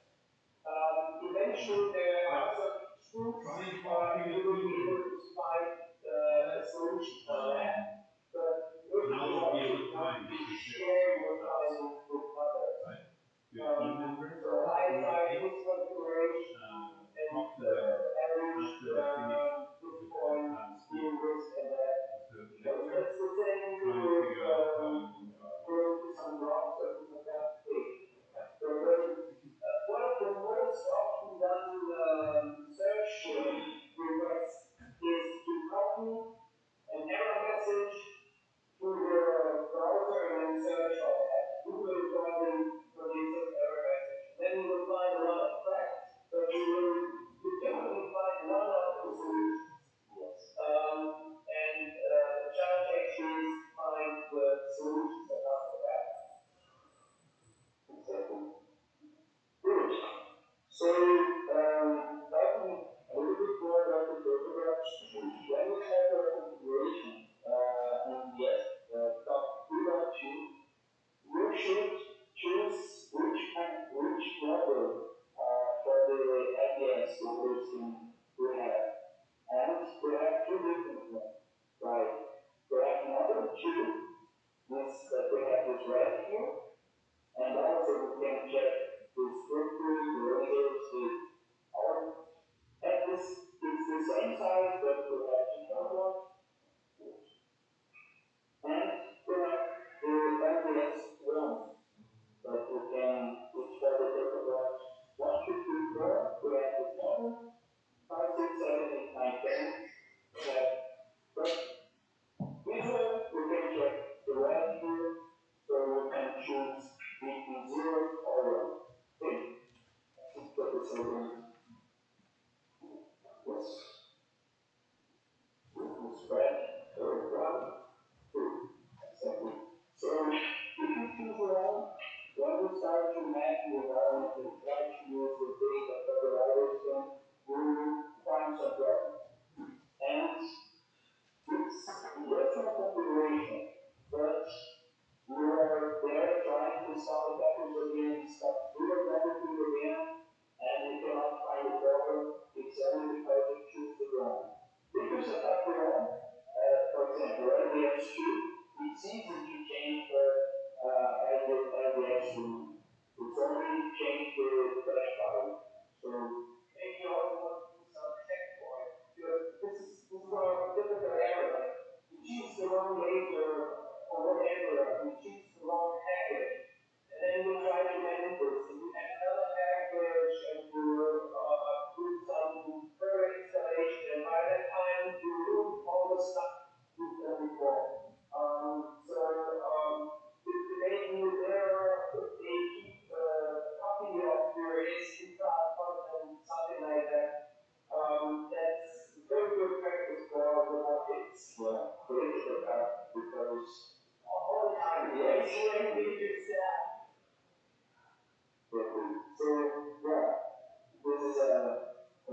configuration for the Turtlebot model.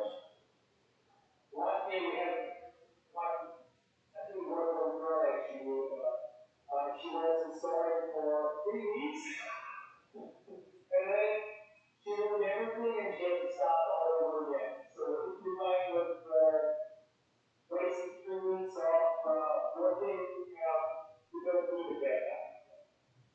Yeah, and after, for example, everything is working rather correctly and then you break every car because we don't know, and if you try to install one package,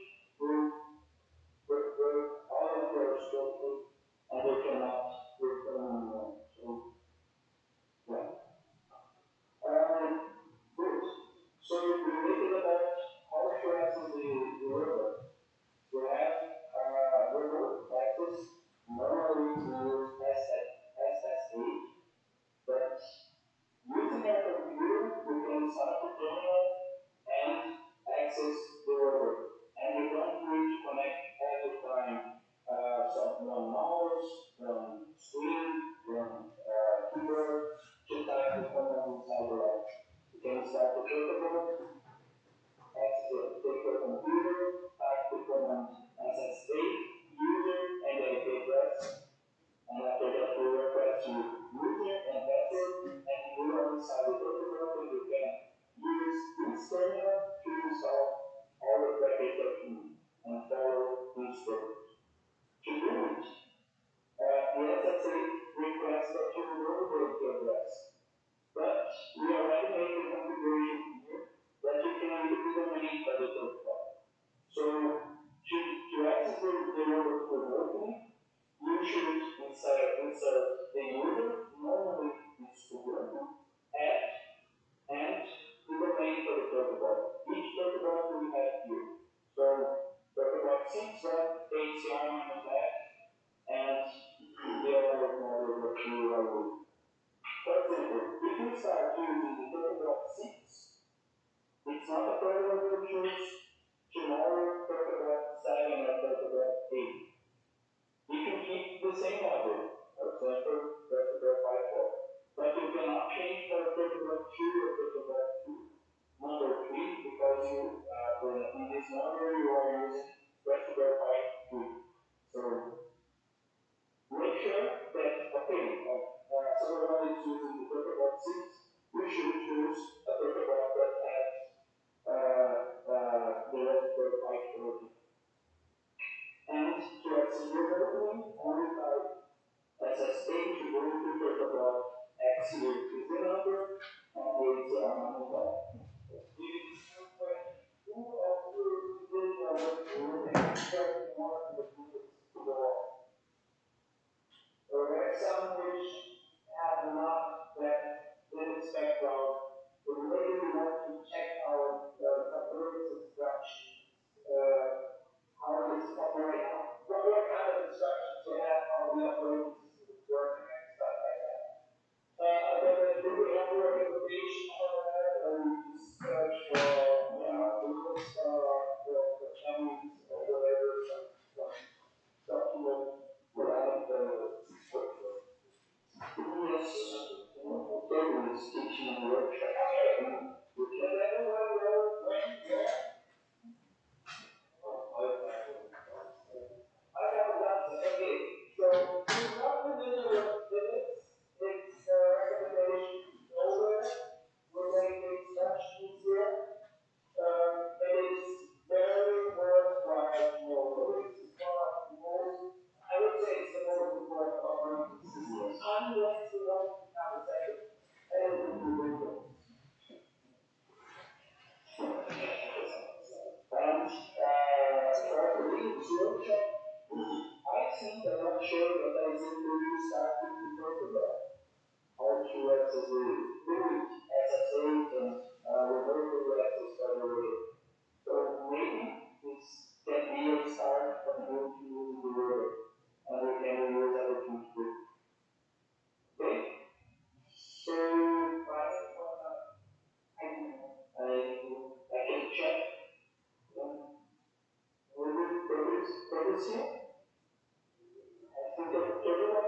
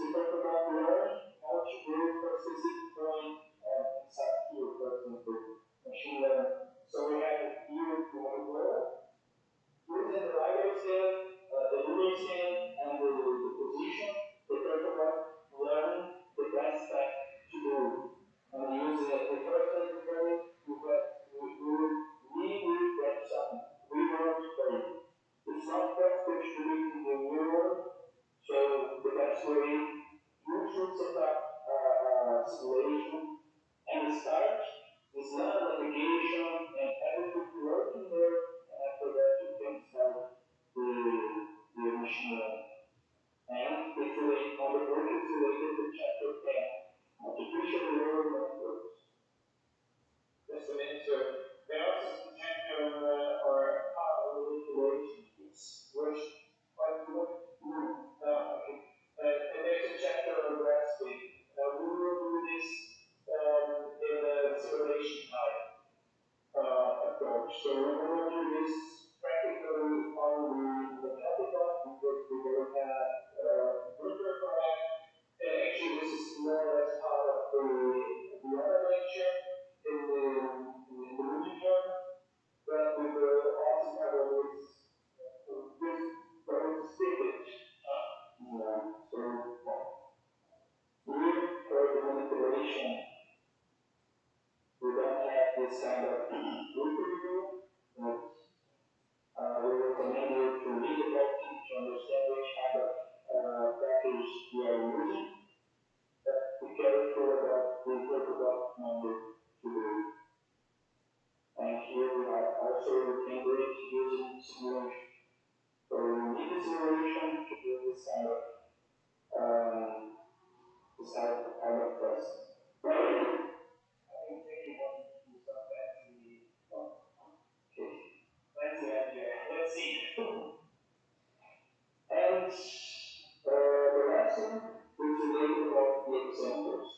Here we have a lot of different examples, but the most part of these examples is related about raw form. Memory math, for example. So you cannot only type the commands on your terminal trying to run this example because there is a difference between ROS 1 and ROS 2, but you can understand how this script works and how this script is structured for the script and try to create your own script based on this example for ROS 2. So here we have some automatic pattern from math, for example, use with reason. Here, this example uses the left-right camera and some specific codes, how to access the camera, how to create the mode, the ROS mode to use the camera to identify some specific things. So here you have the example of the structure, but you cannot use it for ROS 2. So maybe it can be helpful. You read it, understand about it, and try to do it for ROS 2 with your own mode. Yeah, now there are two main tasks for computer scientists who work with ROS. One is to identify the proper packages. ROS comes with a lot of functions already available. So you just need to identify those, you identify the messages they generate, and then work with these messages. But sometimes, and that's the more challenging part for scientists, sometimes new packages need to be designed. There's a new algorithm, so they will need to start from scratch. There's a new hardware platform, so we need to adapt an existing package to the new hardware platform. Sometimes just somebody has a very smart idea to speed up some process by a factor of 2 or 10 or 1,000. And in order to do this, the package has to be kind of reprogrammed. That's the more challenging part. This requires software development skill, just working with the existing packages, which covers, well, in your case, it should cover something like 80-90% of the work. Is still challenging, but not as challenging as to define a new package, to program a new package, with all the dependencies, what kind of Python version you're using, what kind of other package versions you're using, stuff like that. So just keep in mind, there are a lot of packages you can do, you just need to know about them, you just need to identify them, and there's some packages to help you. It's not just simulation, there are also some packages on visualization, on doing some image processing, or let's take the inverse question about mathematics. The guys from last semester remember there's this kinematic computation that we done. And of course, there is a package for this, but maybe you haven't read which is covered by that package. So you have to program it yourself. And of course, you should understand what's going on because some of your fellow students they just call this package with some random numbers, some random input, and they see what happens, and they connect to the random input in some way after some result is achieved, but they don't understand what they do. So if you use these packages, check out the description of the package and understand what figures actually mean. Is the input an integer between 0 and 25? Is it a long integer? Is it a float? Is it distributed? Whatever. These are just very basic things. So you need to know what the input, what the output actually are.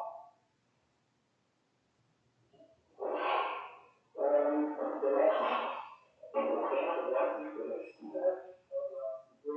so here we have the graphic to use the program. So when you start to move the robot, we're going to need to use this here. This here is probably combined with the recharger that you can connect here, and let me show you.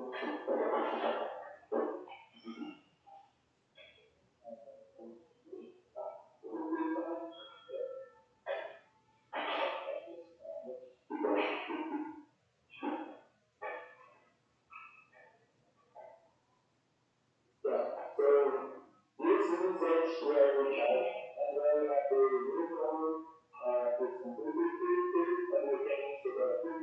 So every time I will try to keep all the batteries recharging but ready that we can arrive to and run the program. But please, when you use the program, try to recharge it. And if you are set up in your computer, keep recharging because it's easy. And also, if I cannot do anything to that day, it's good for you because it's more than you can do. And you don't have to use the battery exactly or waste 30 minutes to use it. So it's good for all of us try to manage to get the battery recharged. Check the charging on the test.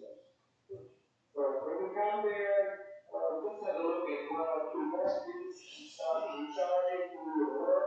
Maybe they will come handy by the time you need them. You may have to put it to the other battery if you have a fresh one.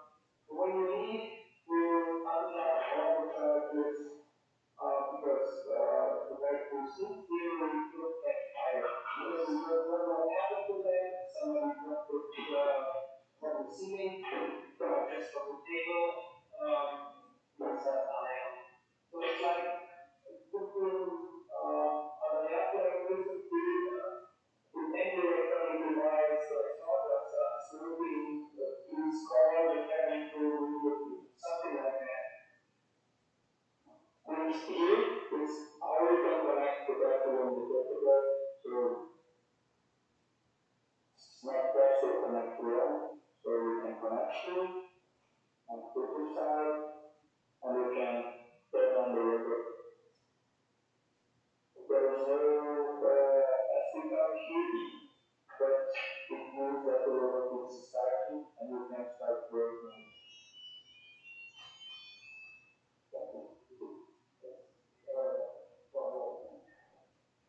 And make sure that the battery is kind of fixed, especially if you want to work with the ISU, the virtual battery view, do something like that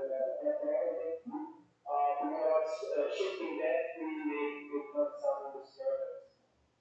And be sure that the cable isn't blocking the wheel, which may influence your geometry, stuff like that. For the Electrical by default, we need to use HDMI cable. I will keep two inside the shelves, near for the paper box. But if you need one more or we need more cables, let me know. I have some more with me. So if you need all of the cables, you let me know that I can manage it. Yes, five. We have a dash here when we can find you. Yeah, this is some questions about the setup, the robots, one important thing I think that I mentioned last week, the robot should be connected at the same network for everyone. So HCRNet is the platform because we can run all of this connected on this network. And of course, if you connect on the Spider, you cannot use the domain. The domain setup is only for the HCRNet.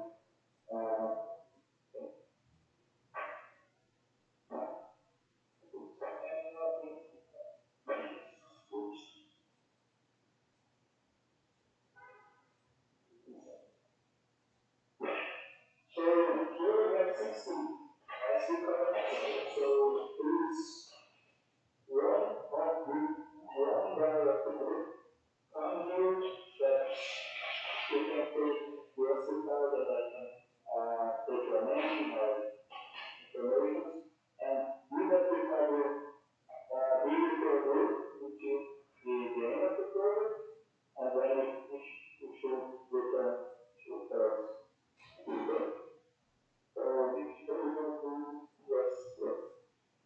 So yeah, with 1, 2, 3, there is someone that can give you the recipe card.